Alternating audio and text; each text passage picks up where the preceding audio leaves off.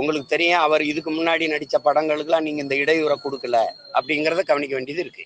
இப்போ கோட்டுக்கோ அல்லது லியோக்கோ இந்த இடையூறு வரலை.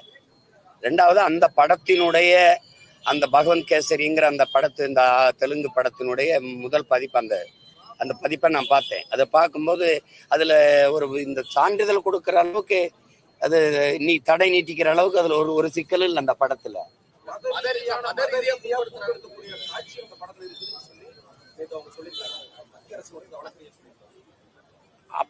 அப்படி இருந்தா கூட நீங்க மத ரீதியா இருக்குது அப்படின்னா அந்த காட்சியில நீக்கிட்டு வெளியிடுங்கன்னு தான் சொல்லணுமே ஒழிய, நீங்க சான்றிதழ் கொடுக்கவே இவ்வளவு காலம் அவரும் ஒரு வெளியீட்டு தேதியை குறிச்சிட்டாரு, 9ஆம் தேதின்னு குறிச்சிட்டாரு. நீங்க அந்த தேதி வரைக்கும் அந்த சான்றிதழ் கொடுக்காம இழுக்கிறது அது சரியா இல்லையே.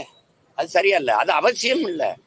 இந்த காட்சி வந்தா இது பார்க்குற பார்வையாளர் மக்களை துன்பப்படுத்தும், அப்படி துன்புறுத்தும்னு சொல்லி நீங்க மத ரீதியா ஒரு காட்சி வர்றதுக்கே இவ்வளவு பேசுறேன். நீங்க ஒரு கோயில்ல விளக்கேத்துறதை வச்சுக்கிட்டு இவ்வளவு பிரச்சனையை கொண்டு போயிட்டே இருக்கிறீங்க.